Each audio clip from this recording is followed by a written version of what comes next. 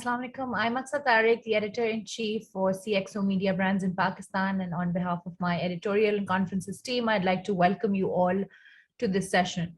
So today's session, as we've been carrying on our CIO Year Ahead program, a signature program that we've been conducting for the last 14 years, with this 10th edition, comes after many iterations. And while we celebrate 14 years of being in Pakistan, bringing the CIO brand to you, this year again, we are trying to develop insights on CIO Pakistan landscape and the state of the CIO to understand where, what, and how the enterprise technology space is headed. We've been serving the technology business market since 2007 by reporting news, creating content verticals, collating data sets and insights, and meeting with people like yourselves sitting here with me today.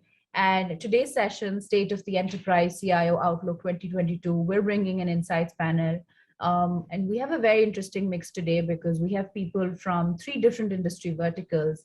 I'm going to quickly introduce each of my panelists for today and hand it over to them to briefly introduce themselves also. I have with me Mr. Shakeel Ahmed. He is currently serving Utility Stores Corporation as head of IT, which is the largest retail chain of grocery stores in the country, operating more than 4,000 outlets and 65 regional business units. So I think it's a task and a half that he's heading. We'll hear more about him as we go forward. We also have with us Mr. Abdul Hafeez Abbasi. He's the head of IT at SZABIST with an experience of 25 plus years in the field of some of his area of expertise I know belongs in education and leadership management as well. We also have with us Mr. Syed Hussain, who represents the FSI sector. He's the head of IT at Sindh Bank Limited and has more than 22 years of experience in the field of IT, including 14 years in banking alone. So prior to joining Sindh Bank, he has led numerous projects for local as well as international banks. And I'd like to now quickly welcome each one of you. Thank you for joining us today. And Shakeel Sab, if we can start with you with a brief introduction about your role and how it's evolved over the years, because our starting point really is the evolution of the CIO. Thanks, Aksa. You have already introduced myself. This is basically, I'm working for Utility Store Corporation. This is basically the largest retail chain of the country. We are operating more than 4,000 branches across the country, and they are divided into 65 regional units. So, and we are operating more than 120 warehouses. Basically, these 120 warehouses are feeding these 4,000 retail outlets across the country. We are everywhere. We are starting from, the Skardu till Gwadar, Karachi. We are everywhere. We are covering 75% of the union councils of Pakistan. So basically, I'll just give you a brief introduction about my current role and about the project which I was basically leading. Utility Store Corporation is a 50 years old company. It was founded in 1971. Since then, all its business processes were handled manually. You would be surprised to know that there was no computerized system even during the last few years. So we have been trying to implement the complete end-to-end, the ERP system to automate all our business processes. But just because since this is a public sector, we have some certain challenges. It could not happen earlier. So this time, with the grace of Almighty Allah, we are able to achieve this goal. And we have basically, this is the largest digital transformation of any public sector company in Pakistan. We have transformed all our retail outlets with the point of sale machines. We have deployed points of sale machines. We connected them with our central ERP system. Then we also deployed the supply chain system as well. Then the HR and the financial as well. 3 of these are already live. Every store, USC store is now connected with the central ERP system. Every transaction we are monitoring centrally. And even the prices, the item prices, they are controlled centrally.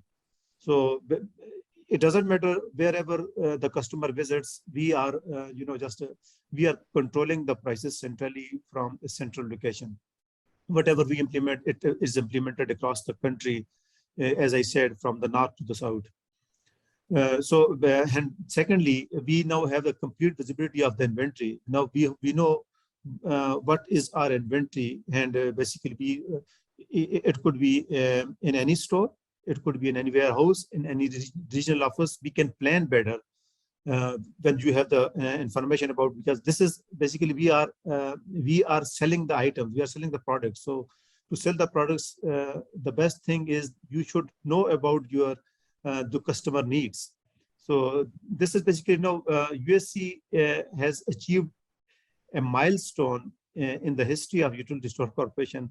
This year, we went live with the supply chain and retail and the HR. And by the end of this month, the March 2022, we will, basically we will be going live with the financials as well.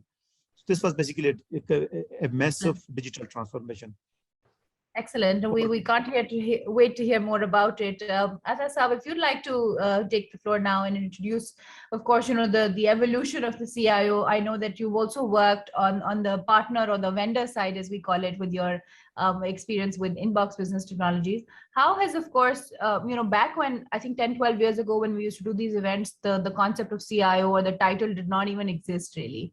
And we do take pride in sort of introducing that concept and that title role here. Yeah, so over to you, sir. Thank you, Hussain. Thanks for letting me participate in this session. Obviously, CIO roles has emerged as a differentiating factor now for multiple companies now. When I started my career, we used to have IT managers, MIS managers, then became head of IT, technology head. Now we are getting this new term like CIO or CTO. So for banking sector, because we are dealing with the data at the end of the day, banks is all about data and services. So the role of CIO has become more important because we are not only managing our internal data, but we are also managing customer data.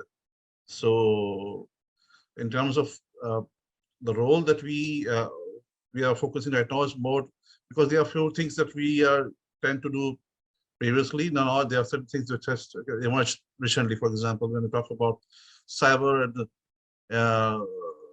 cyber-related issues, they are relatively more new to the local environment, but they are there for some time. But local banks, local organizations are now learning more about the cyber security and information security, and with the advent of latest regulations like regulations on the focusing on the customer individual information security, we are more focused towards keeping the information integrity to a greater level. Apart from this cybersecurity, the role of CIO is more towards the digital transformation of the organization, because not only bank is as a bank, we have our own digital transformation targets. We are being regulated by the State Bank of Pakistan. We have to, in fact, implement a lot of mandates that are being given to us. Like, for example, within this year, the State Bank has most of you are already witnessing the advertisement of RAS payment system. So State Bank is quite focused on the digitalization or financial inclusion of more and more population. So RAS was one of the key projects that all the CIOs was really focusing on because of SBP mandate. The second thing was due to FATF, World Bank or the other financial entities are actually asking State Bank to regularize the payments, not only the individual payments, but also the trade-related payments. So the State Bank and the FBI and Custom was actually joined together, and they asked the banks to participate in the Pakistan single window operation. The Pakistan single window operation is very critical when we talk about FATF, because by Pakistan single window, they are now the banks or the State Bank or FBI can actually monitor the whole trade-related payments, the trade-related transactions. So it's a big chunk when you talk about Pakistan economy. So not only, so the first thing was the cyber or the information security. Then the second thing is digital transformation that the CIOs are now being asked to more focus upon. Thank you. Thank you. Thank you very much. That does bring me to some of the other points that I wanted to discuss right up next, but I'm going to first have Hafeez Sab also talk a little bit about his role and the work that he's been doing at Shahid Zulfikar Ali Bhutto Institute of Science and Technology in Karachi. Over to you. Thank you, Aksa. Thank you, Aksa. Thank you very much. As you already introduced me, I've been associated with SZABIST last 25 years, more than 25 years, I would say. We started from very scratch, as you know, with the Karachi campus. And then right now we have 6 campuses. One is of our end campus in Dubai. So currently we have 8,000 students registered only in Karachi campus.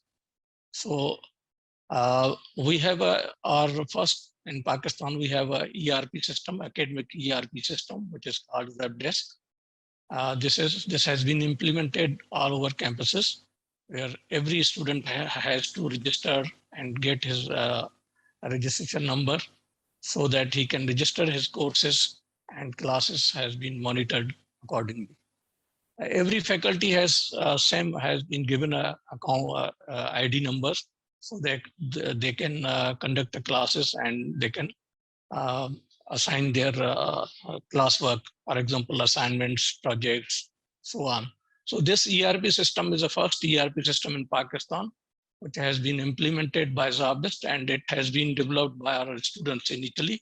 And later we have developed properly in our in-house software house, which is called ZAB Solutions. So this ERP system has been very much, from scratch to the final degree has been created. So now, if I talk other campuses, which is Islamabad campus, Larkana, Hyderabad, and Dubai campus, these are also implemented this ZABIST system, and it is hosted in our data center, which is in Karachi campus. So we have been monitoring all these, issues relevant to security, email system, and so on. So right this here, is right here, because each one of you sort of pointed at a particular theme where this discussion is sort of heading. And Ata Saab, especially because you also talk about cybersecurity, which has been a big concern.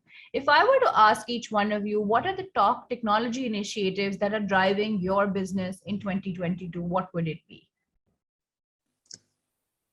I would say that, the big challenge is the coming up new technology trends.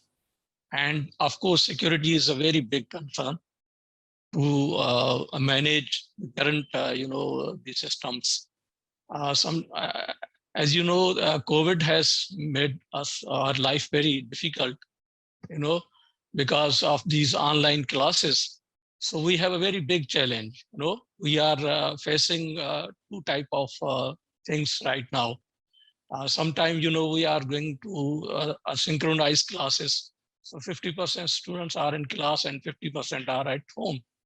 So this is a very concern. So how to train teachers, first of all, so that they can know the technology. Plus, the important thing is to security of these things, because, the hacking and other, things are very challenging. So in same way, if we look into the future, so security is a big concern. And number 2, the data is also a more important concern, because people are now moving to cloud services. So because of the limited resources, we cannot cope up with this existing servers and machines, and the management of these hardware things are very challenging. According to me, this is a big challenge in coming days. So Shakeel sir, because you represent an industry which is completely different, and while you were talking about the digitization process that it's been for you, and spreading it across like 65 different stores, 65 different. So how's that been for you, and what does the 2022 forecast for technology initiatives look like for you? Yeah, we are focusing on two things basically. One is the information security, and the second thing is going, just enabling the customers to buy the products staying at home. That means we are focusing on starting the e-commerce as well. For us, the first challenge was basically to, to transform the original existing business processes to an automated system. Now we have achieved that target as well, alhamdulillah. And now the focus is basically now going beyond that. Now enabling the customer to do the shoppings online. Like I said, that we have the biggest footprint of the country. We are operating more than 4,000 branches across the country. We are everywhere. So for the customers, we should be basically the first choice. So basically the customer, wherever he wants, he can just go online, he can order the products, and we would be able to deliver the products at their doorsteps. This is basically one of the key focus area which we are focusing. And of course, the second thing is information security. When you are,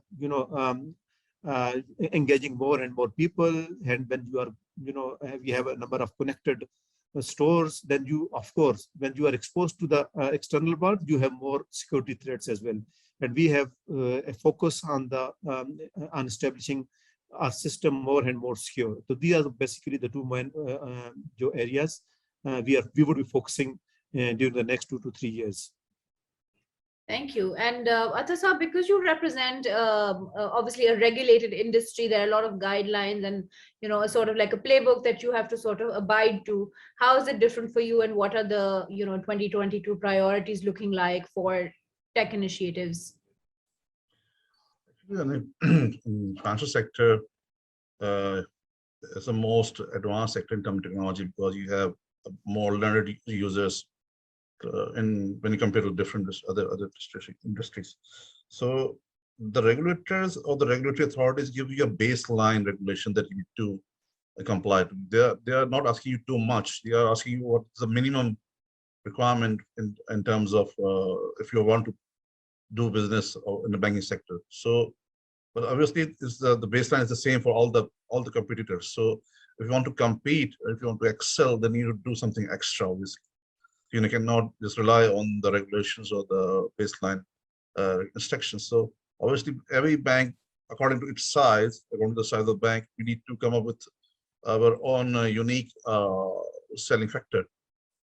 Like, for example, HBL is the biggest bank of Pakistan, so they have the biggest muscle. So they think differently. Like, and the Sindh Bank being the smallest bank, but we are being driven by the Sindh government. We have different advantages. So every bank has a different kind of customer segment that, and based on the customer segment, the bank decides or defines its own business strategy or IT strategy.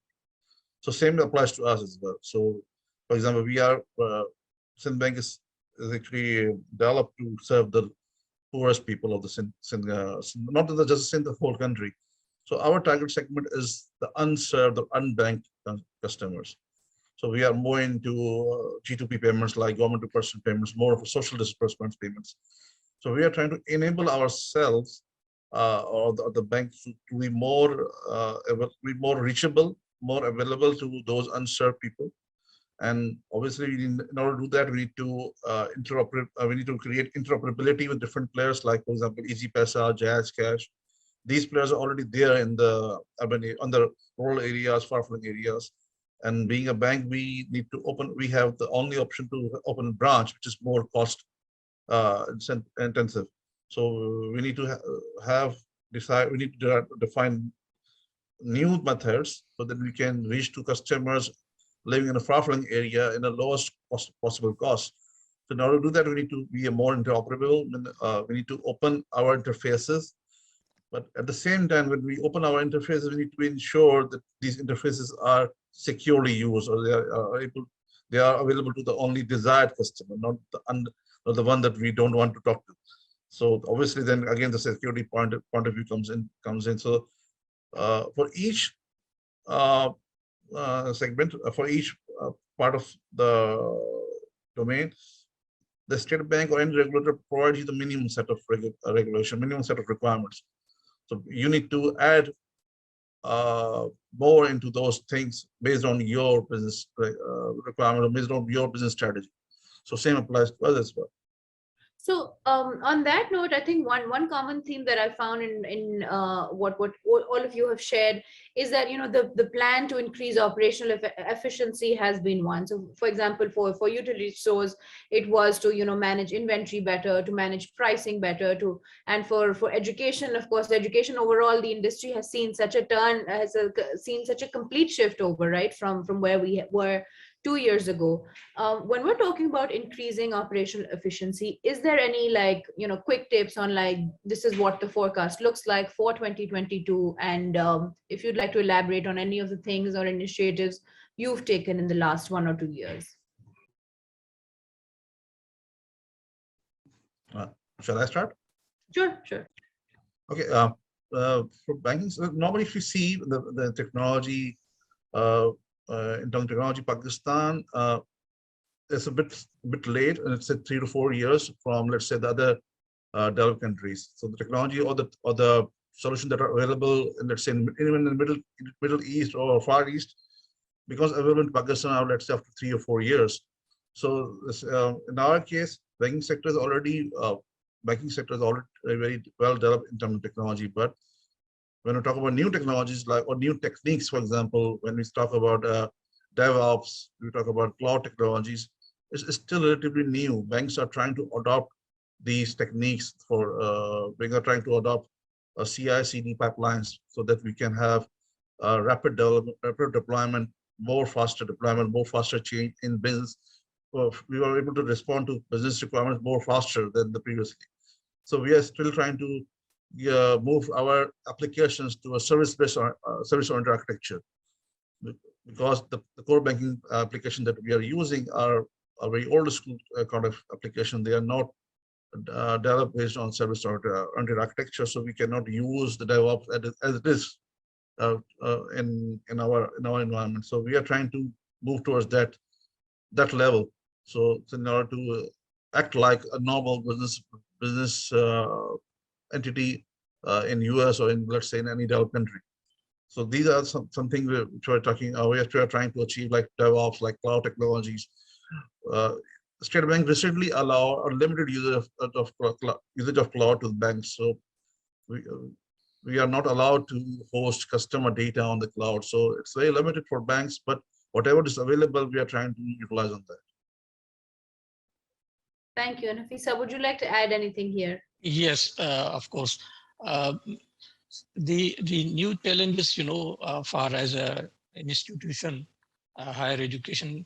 So online, teaching is very challenging these days because you can easily teach online, but you cannot conduct an examination because of the, in online examination, there is a very much chances of cheating. How to prevent, this cheating process? You have a proper system which can easily detect activities of the students.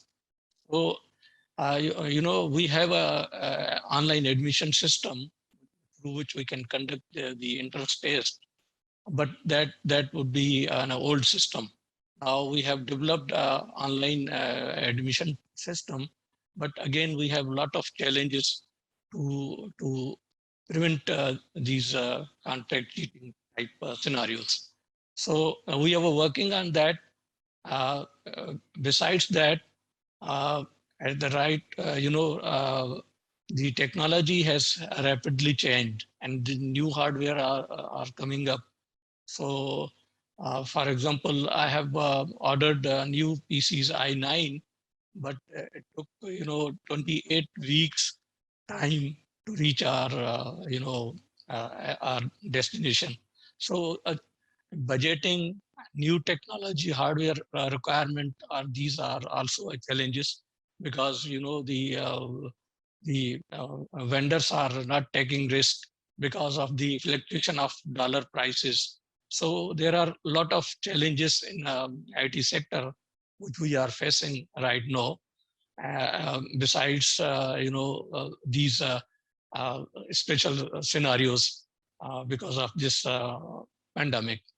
And another thing is the security again is a very big concern because the data has been increased tremendously.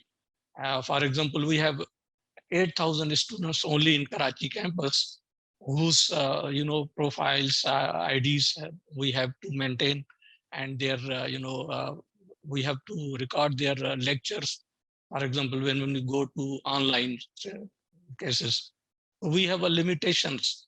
For example, we have purchased Google Classroom, but in Google Classroom, they have given us 100 users initially, and later they said that now you have to buy for each user.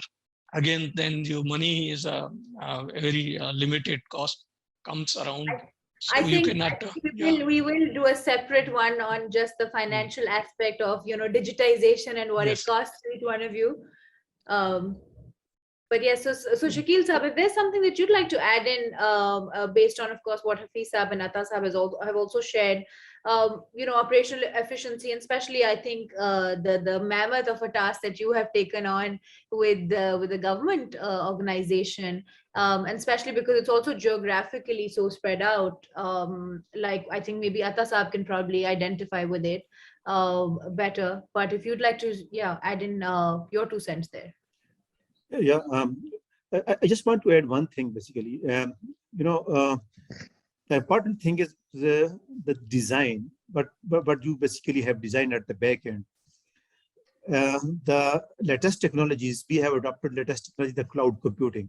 So in public sector, especially the cloud adoption of cloud computing is, again, it is a challenge. Even though we have our own private cloud, but we have designed the backend in such a way that it is auto scalable. Today we are operating 4,000 branches. The data will be, it will keep increasing, But we have designed the system in a way that it will be automatically scalable. It would be automatically scalable. That we can add more and more VMs, which can wherever we would need. So this is very important to adopt the latest technologies. Just go behind the conventional solutions and adopt the latest technologies, which will keep you basically updated with the future needs of the organizations. That is basically from my side.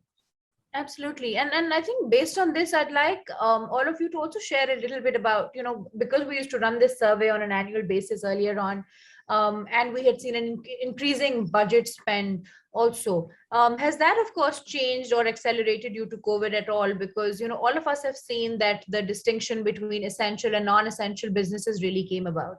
And all 3 of you are in organizations or industries that just could not afford to shut down at all.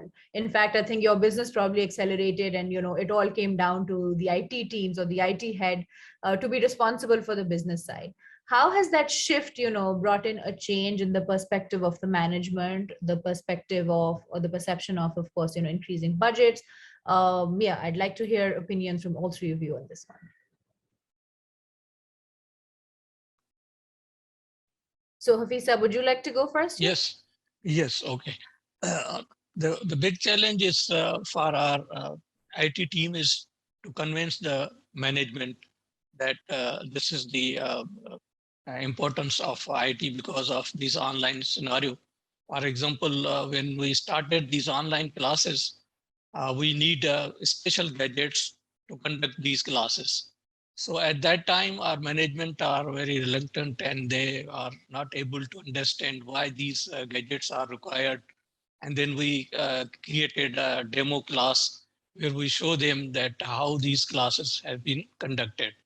So these things are a very important pillars, and the convenience and the mindset of our management is entirely bureaucratic approach. So sometimes they cannot understand.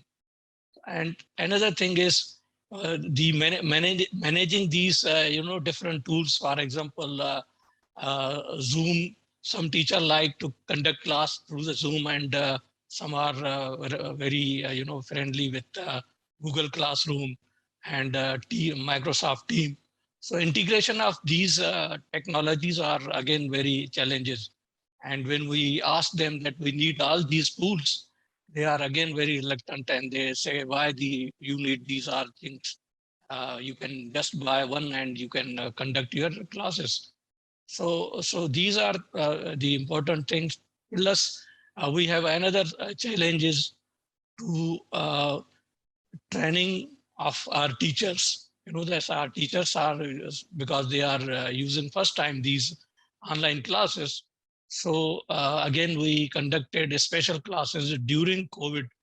We have a very strict SOPs we have to follow, that we make a small group of teachers and then physically train them so that they can conduct classes in campus or sometime from their homes. So these things are very challenges. So budget is again, cost is very concern. So finally, what we did is we cut other item lines, and then we move our cost to this special gadgets. Thank you. And Sab, would you like to add in here? So IT budget is always been a concern for any organization. It's a matter of choice. You have to live with that. So what you can do is to prioritize your spendings.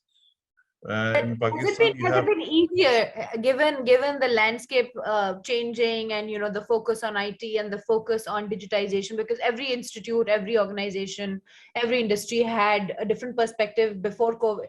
The pre-COVID and post-COVID era are two different approaches for digitization. What has changed? What has changed over time? We previously used to think people used to think of IT as a cost sector, the cost center, but now they're taking IT as a business partner or as a backbone of a business. And when I talk about banks, IT is an integral part of any bank. For example, even when you look upon the leaders of banking sector, they understand the need of technology, and they try to find out good managers who have relatively better understanding of technology. So technology has become a critical part now. So you cannot live without it.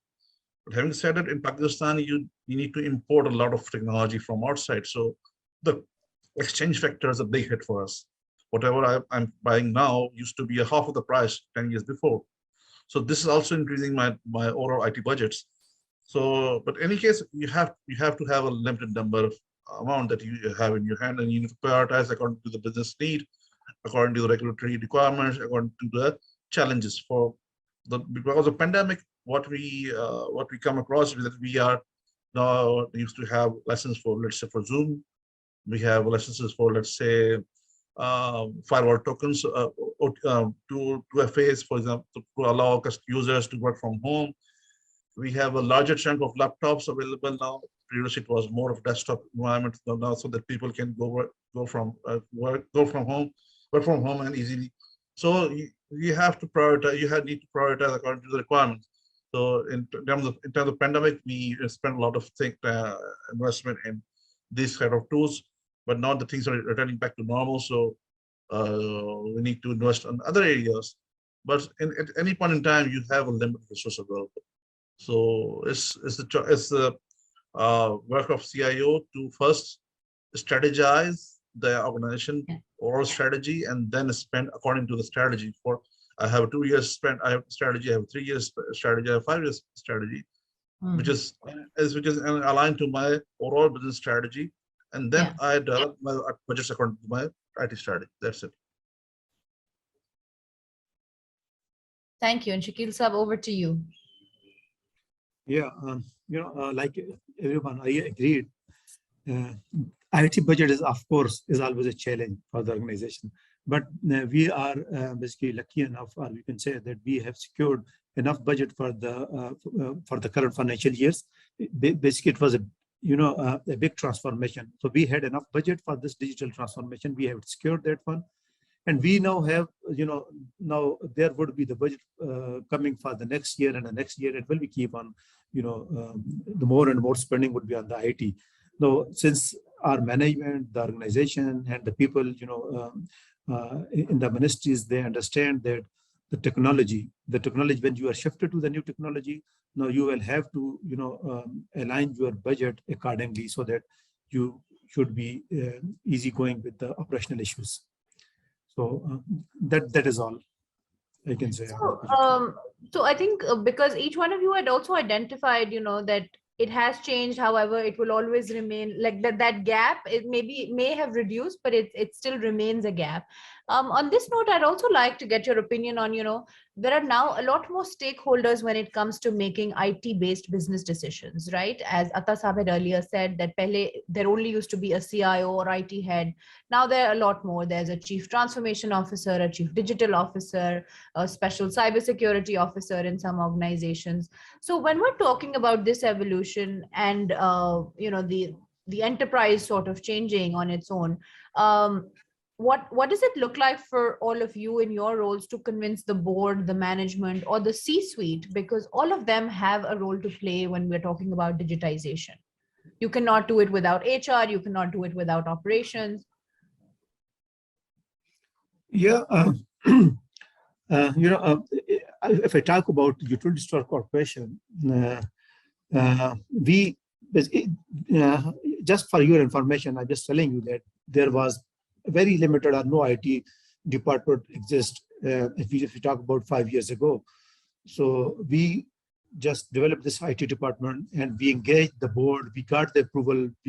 We know we have all the position in place. We got them approved from the board that we need specialized people for the specific roles. If we now have to live with the IT, so we need specialized people for every specific kind of role. Now we have the information security people, we have the network people, we have the DevOps, we have developers. Now we have enough team which can really support the organization with any kind of IT challenges for the next few years. So this is basically very important. You just have to tell the board, you have to convince the people who are basically responsible for the provision of such kind of roles, the budget and everything. You just inform them, you just convince them the roles which are important. The people, they got convinced, and you just get the positions. So this was basically in our specifically case. We, as I said, we informed the people who were responsible for making the decisions. They got convinced. Now we have the people specific for every role. I also second Shakeel sir, because having multiple stakeholders is not a bad thing. It's a better thing, because if first of all you need to convince yourself. If you are convinced of an idea, then you can defend your idea. And once you're able to get on board those stakeholders, they work with you. They will work in support with you. So you have multiple friends in the, let's say, boardroom who are supporting your idea if you are able to convince them beforehand. So having multiple players is not a bad thing. It's a good thing.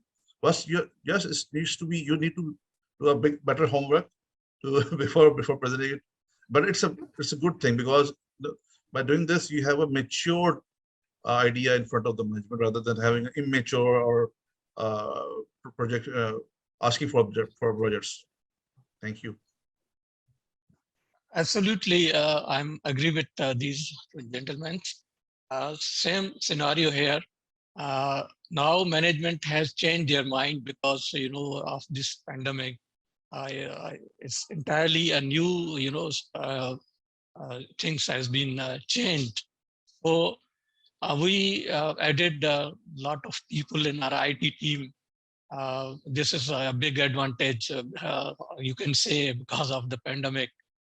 So our management realized that now we have only option is to conduct online classes. So our team should be enhanced and increased.